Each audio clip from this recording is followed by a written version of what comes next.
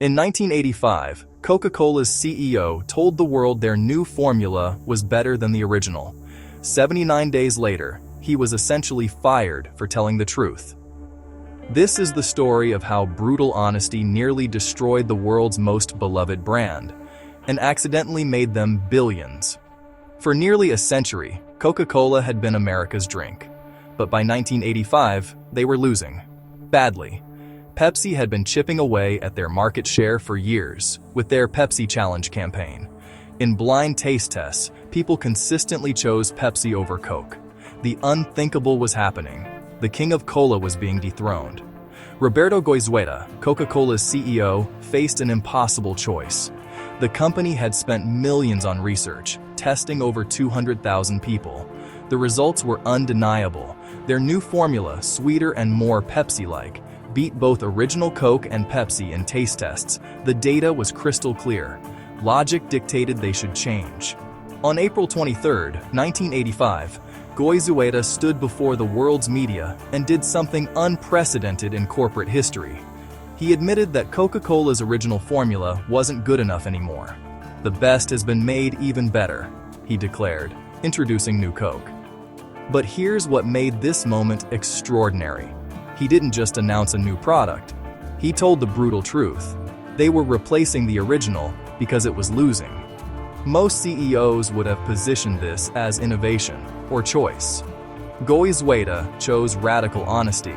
He could have kept classic Coke on shelves alongside new Coke. Instead, he pulled it entirely, forcing America to confront the reality that their beloved original Coke was, according to science, inferior. The backlash was immediate and devastating. Within days, Coca-Cola's hotline was flooded with 400,000 angry calls. Protesters marched outside their Atlanta headquarters. A psychiatrist compared the public reaction to grief over a death. Sales plummeted, stock prices crashed. But here's where the story gets fascinating. While America raged about new Coke, something unexpected happened. The controversy made people realize how much they loved the original. Sales of hoarded classic Coke skyrocketed on the black market, with bottles selling for $30 each. Goizueta watched his company burning and faced a choice that would define his legacy. Lesser leaders might have doubled down, citing their research data. Others might have quietly pivoted with corporate speak. But Goizueta did something even more radical than his original honesty. He admitted he was wrong. On July 11, 1985, exactly 79 days after new Coke launched, Coca-Cola announced they were bringing back the original formula as Coca-Cola Classic. Goizueta didn't just reverse course. He publicly acknowledged that consumer emotion had trumped consumer research. The media crucified him. "Marketing blunder of the century," screamed headlines. Business schools would study new Coke as the ultimate cautionary tale. But here's what they missed. Goizueta's honesty, both in launching new Coke and in admitting its failure, was about to create billions in value. The return of classic Coke triggered something unprecedented in marketing history. Americans didn't just buy Coca-Cola Classic, they bought it with religious fervor. The brand that had been losing ground to Pepsi suddenly became a symbol of American tradition worth fighting for. By the end of 1985, Coca-Cola's market share had not only recovered, but grown beyond pre-new Coke levels. The company's stock price soared. What looked like a disaster had become the greatest brand revival in corporate history. But Goizueta's honesty came at a personal cost. While the company thrived, the board and shareholders never forgave him for the chaos.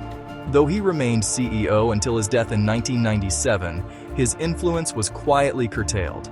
The man who saved Coca-Cola through radical transparency was sidelined by the very success his honesty created. Today, marketing experts debate whether new Coke was a brilliant strategy or a genuine mistake. But they miss the real lesson. Goizueta's willingness to tell uncomfortable truths, first about original Coke's weakness, then about new Coke's failure, created something priceless: authentic emotional connection with consumers.